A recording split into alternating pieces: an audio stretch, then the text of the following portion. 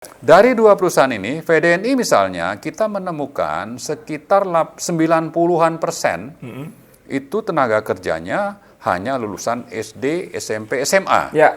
Ya. Berikut dengan rata-rata gaji per bulan yang terima. Itu tadi kita sebut untuk satpam saja mereka bisa dapat gaji antara 10.000 sampai 13.000 yuan. Ya. Kalau kali 2.000 berarti 26 juta 26 satpam juta. ya. Betul, betul. Betul. Ya. Lihat itu, ada tukang pengangkut batu bara, itu gajinya 17 juta ya Bang ya. Ya. Abang tolong baca lagi nih Bang. Koki berapa tuh Bang?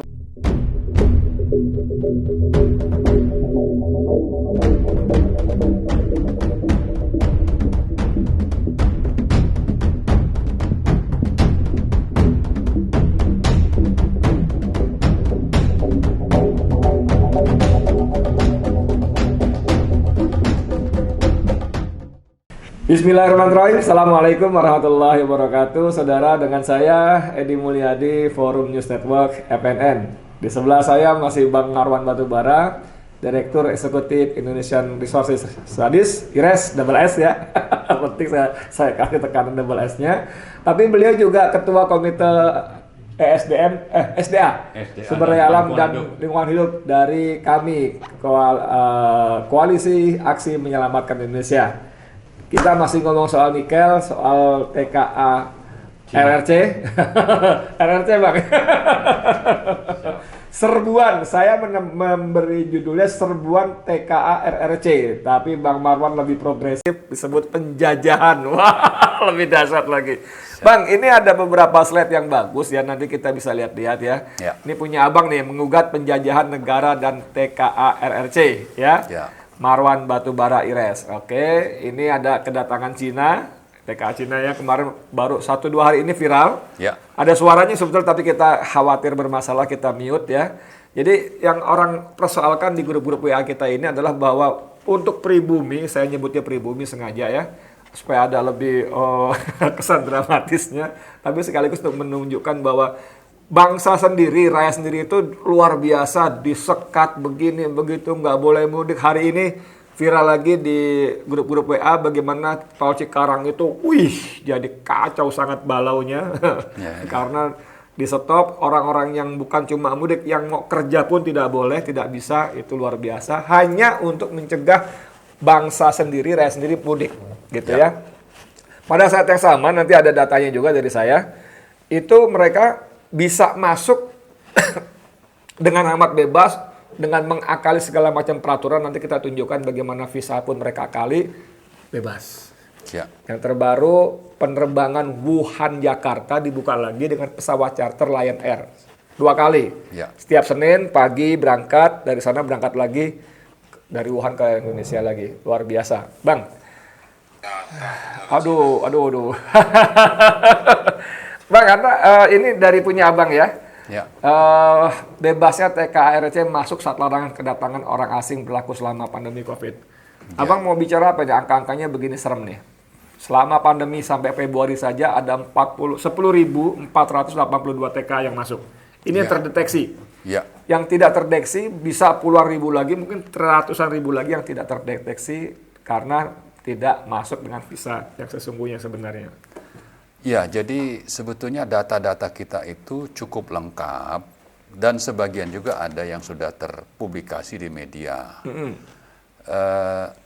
Tadi sudah disinggung soal waktu COVID terhadap bangsa sendiri begitu strict, tapi terhadap TKA RRC atau TKA Cina ini yang terjadi sebaliknya. Itu artinya apa? Ada perlindungan yang sistemik yang dilakukan oleh rezim, ya, dan kita menyebutnya itu oligarki penguasa dan pengusaha ditambah nanti investor Cina.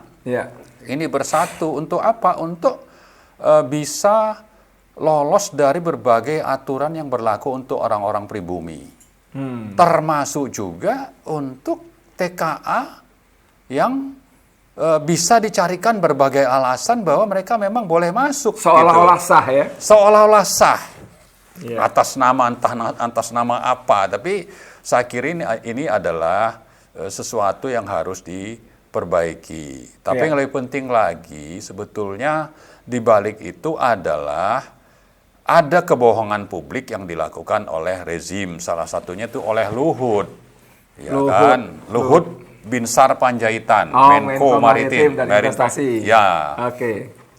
Antara lain dia mengatakan bahwa kita perlu mendatangkan TKA supaya proyek bisa jalan, ekonomi bisa berkembang, PDRB bisa meningkat. PDRB itu adalah PDB regional, ya, supaya meningkat karena kalau TKA ini datang nanti pembangunan bisa berlanjut. Sementara kalau tidak ada TKA, investasi mandek dan orang kita itu tidak mampu untuk bekerja.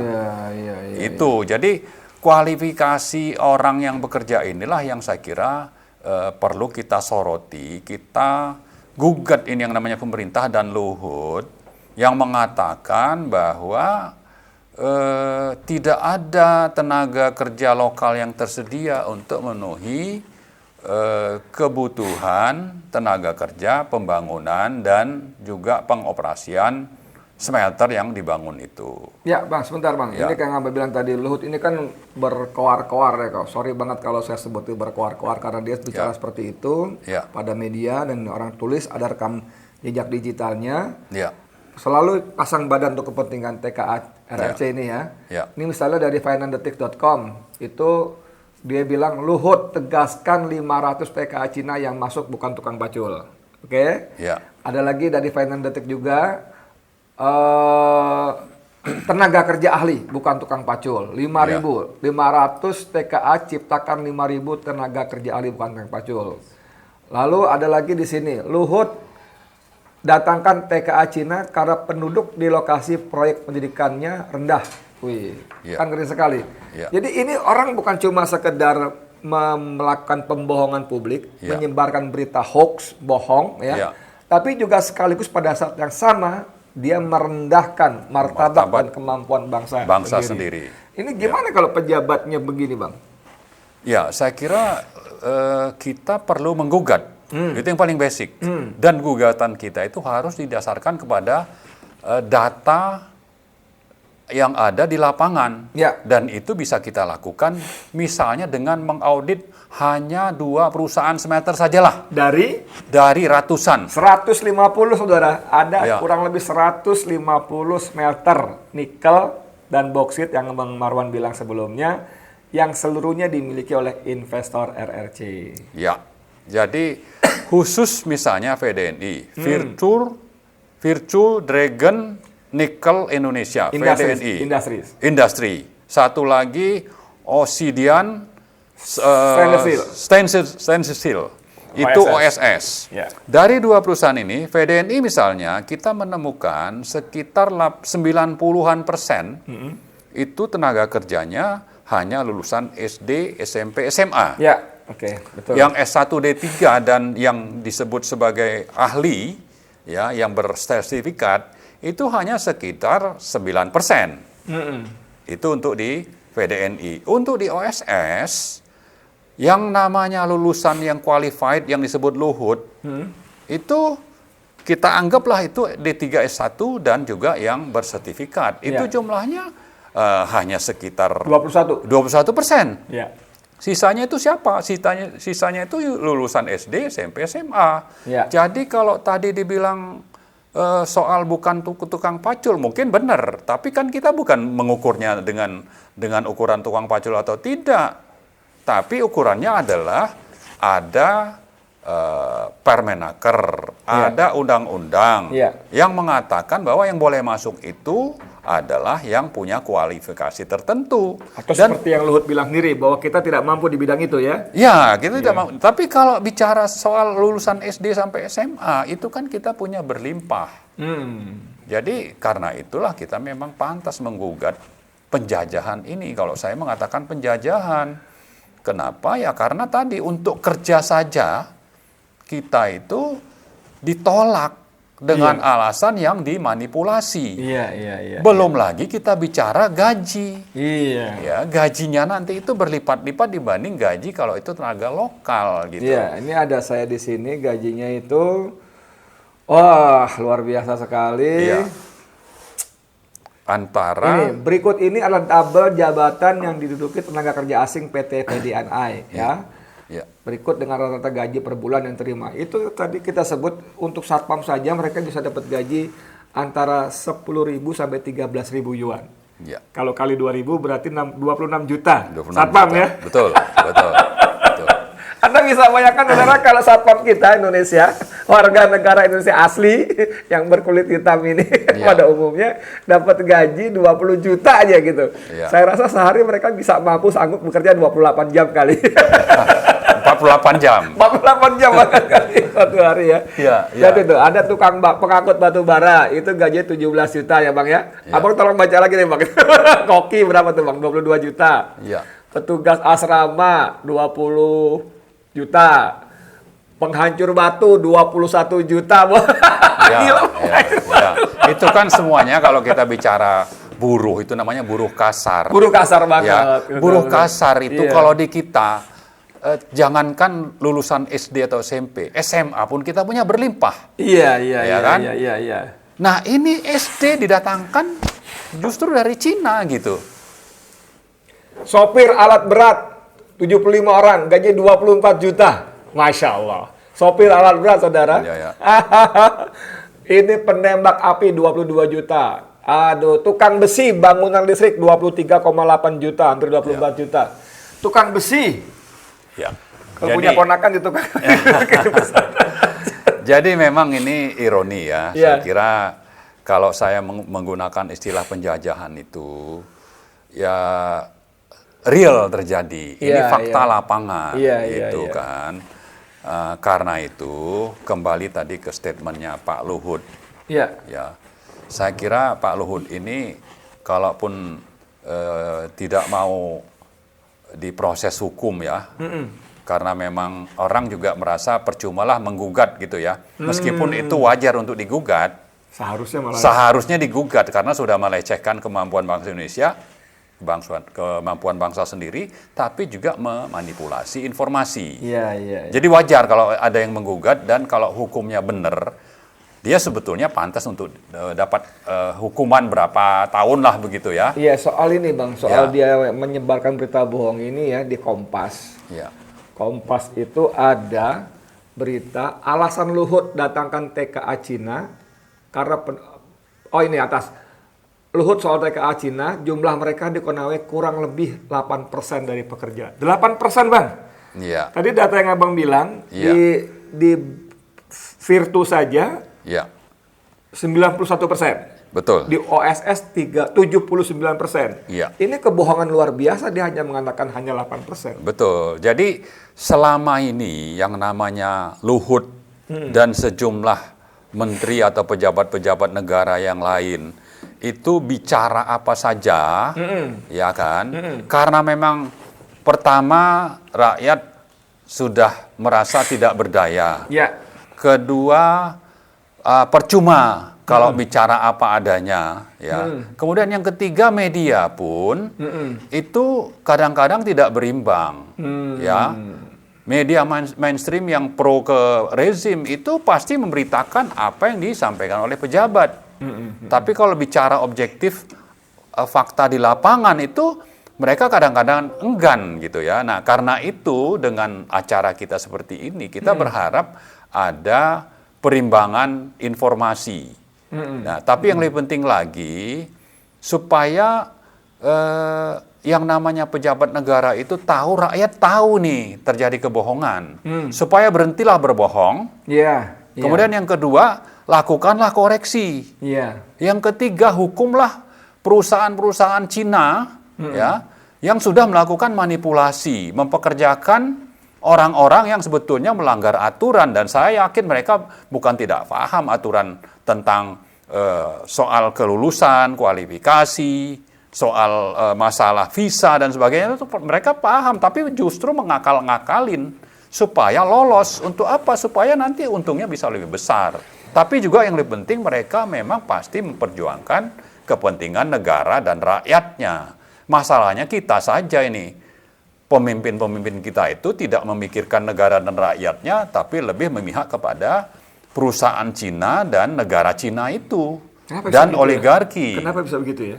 Itulah yang kita juga tidak tahu kenapa. Karena mereka sebagai pejabat. mungkin mereka dapat bagian juga di situ, entah Kan berapa mereka persen. sebagai pejabat dapat bagian karena mereka dapat punya jabatan. Betul. Mereka dapat bagian, sogokan lah, suap lah paling gampang ngomongnya begitu. Karena Ya. mereka pejabat.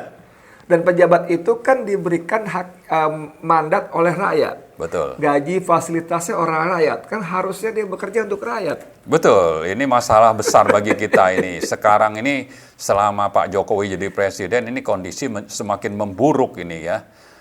Tapi juga ada sebetulnya cara lain mereka itu mendapatkan kesempatan punya saham di situ, ya kan? Bisa juga seperti itu. Tapi terserah apapun itu, rakyat sudah merasa bahwa ini sudah waktunya penjajahan ini dihentikan. Kemudian harus dilakukan audit, ya, audit terhadap semua perusahaan-perusahaan asing, terutama dari Cina, karena yang banyak bermasalah itu dari Cina. Ini supaya dilakukan audit, supaya ditemukan berbagai pelanggaran, diberi sanksi gitu. Iya. Ya kan, nah kita tidak mengatakan Pak Jokowi tidak berani, ya, tapi buktikan sajalah. Kalau memang tidak dilakukan, ya bisa akhirnya rakyat menganggap ya Anda memang tidak berani gitu ya kan. Minimal pembiaran ya. Pembiaran. Atau bakal orang berpikir juga jangan-jangan dapat bagian gitu ya. Nah, tapi minimal beginilah supaya Pak Jokowi itu juga menjadi orang yang sesuai antara perkataan dengan perbuatan. Aduh, itu udah lama kita nggak punya itu. Ya, jadi kalau bilangnya saya Pancasila, ya kan, ya buktikanlah dengan perbuatan di lapangan, misalnya adanya penegakan hukum, karena Pancasila itu salah satunya kan nanti turun kepada bahwa negara kita ini negara hukum, Iya. hukum jadi panglima. Iya. Kalau ada yang melanggar hukum seperti yang dilakukan oleh smelter-smelter Cina ini, ya diproseslah secara hukum. Iya, semester ini kan tujuannya yang disebut hilirisasi, sehingga Ya. ada nilai tambah, value added, ya kan? Ya.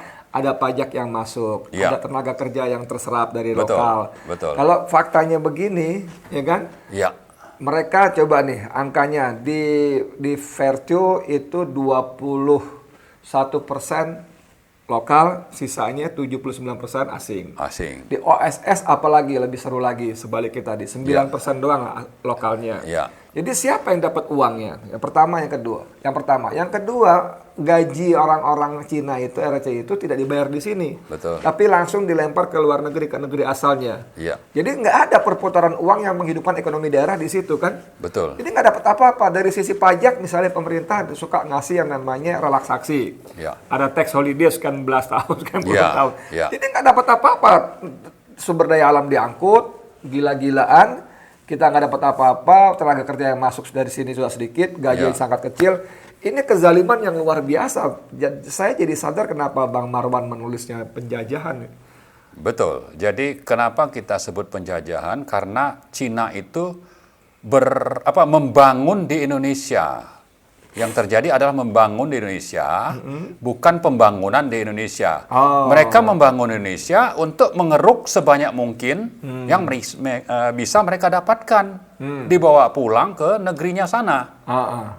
Jadi membangun berbagai smelter di Indonesia yang mendapat banyak fasilitas dan perlindungan pula terhadap TKA, yang ujungnya nanti manfaat terbesarnya adalah dinikmati oleh investor dan negara Cina itu. Tidak lagi sesuai dengan Pancasila dan pasal 33 yang mestinya sumber daya alam yang kita miliki harusnya dikelola oleh negara ya untuk sebesar-besar kemakmuran rakyat. Iya. Ini satu paket ini.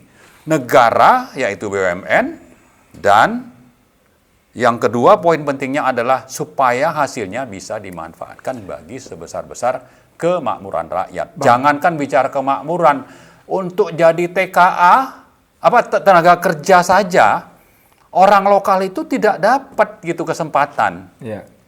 Ya, mana lagi nanti gajinya pun rendah, Kalau audit Bang, siapa yang berwenang melakukan audit Bang? Atau siapa yang kita tugasi melakukan audit? Kalau Pertama, audit kan biasanya, siapa yang menugasi mereka melakukan nah audit? itu yang lebih penting, yang menugasi itu adalah pemerintah dan DPR. Kita berharap nanti DPR itu datang ke pemerintah, ini masalah, lalu pemerintah nanti kerjasama dengan BPK, ya kan? Jadi ini sama-sama lembaga tinggi negara ini. BPK tidak di bawah pemerintah, DPR tidak di bawah pemerintah.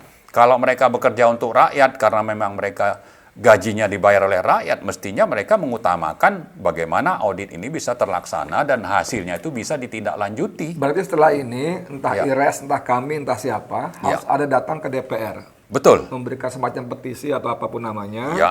Yang mendesak supaya abang sebut tadi, DPR dan BPK melakukan Audit. audit. Audit. Oke. Cuman walaupun saya tidak bermaksud skeptis, apalagi putus asa. Iya. Cuman dengan konstelasi Senayan yang seperti sekarang, ampun, udah Ya. bolo kurawa kabeh gitu ya. Ya. Ya tapi nggak tahu lah, siapa tahu Allah gerakan hati mereka untuk berpihak pada rakyat Indonesia yang sebenarnya gitu Bang ya. Betul, betul. Jadi minimal beginilah, kita harus melakukan kerja Iya. ya sesuai dengan kemampuan. Iya. Soal hasil itu kita serahkan saja kepada Allah. Iya. Jangan juga karena nanti hasilnya kita anggap akan mengecewakan lalu kita tidak melakukan apa-apa. Iya. Itu salah. Oke, setuju Bang. Ya, jadi kita lakukan semaksimal mungkin. Soal hasil silakan Allah yang akan memutuskan.